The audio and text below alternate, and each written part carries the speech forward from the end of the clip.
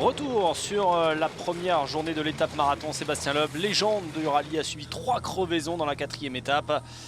Il a fait encore une grosse perte de temps sur cette étape, près de 12 minutes sur le vainqueur Nasser Al-Attiyah.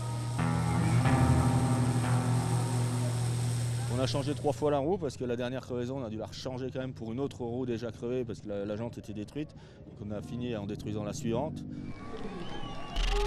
Et même avec un accueil chaleureux au bivouac des voitures à Tacna, ça n'a pas réchauffé le cœur du copilote de Loeb. Sans assistance, les compétences mécaniques sont mises à rude épreuve.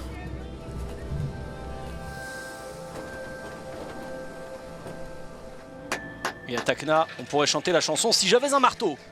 On retrouve Sergei Karyakin, chef de file, en side-by-side, et remercie Kamaz, qui lui a prêté tout ce qu'il faut. Près de la frontière chilienne, les forces physiques et l'entraide brillent. Là maintenant on va réparer la boîte de vitesse. Vous pouvez voir qu'il y a une petite fissure. On va utiliser un peu de colle.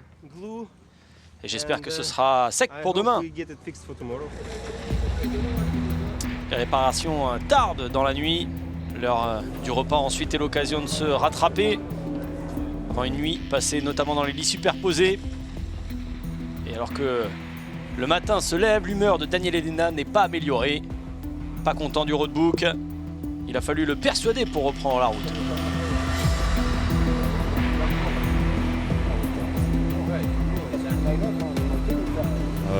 On a convaincu Daniel de faire encore une journée. On ne doit pas remonter à pied non plus à Arequipa. Donc on va déjà remonter là-haut et puis on verra. Bon, lui il n'est pas très motivé, il n'a pas envie. Mais on verra bien. Un grand jour en perspective pour pourquoi pas réaliser des grands coups.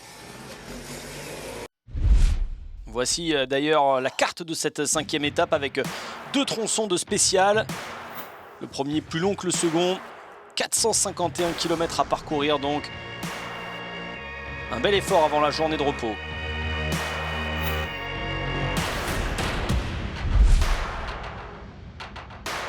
Et non loin de Tacna. On démarre sur les plages, 2 par 2, Nasser Al-Attiyah, Stefan Peter Hansel pour commencer.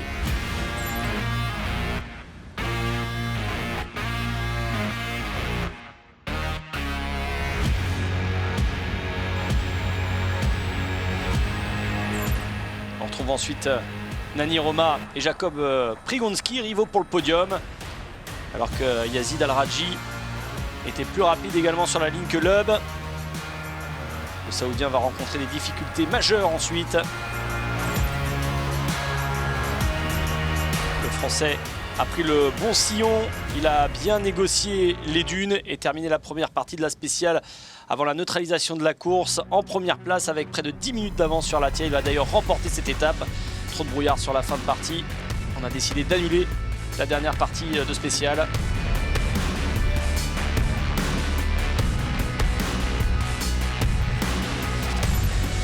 Carlos Sainz, lui, n'a plus que des victoires d'étape pour essayer de se consoler. Le vainqueur 2018 était encore plus rapide que Loeb sur le début d'étape, avant de perdre du terrain au niveau des 200 km d'étape. 7e ce matin, Cyril Després, multiple champion en moto, est à hauteur des meilleurs sur 314 km.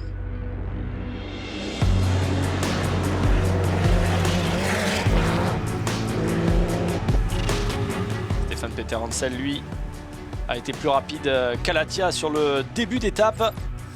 Mais il a commis quelques erreurs qui ont permis aux Qataris de récupérer quelques minutes avant la neutralisation de la course.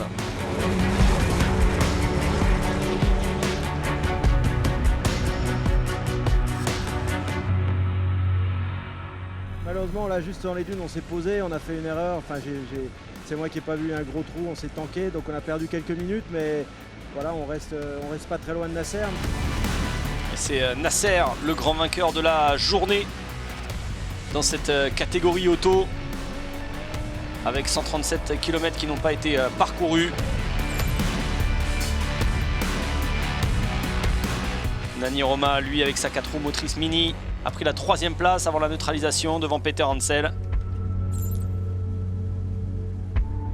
5e place pour Prigonski, à 4 minutes de Roma.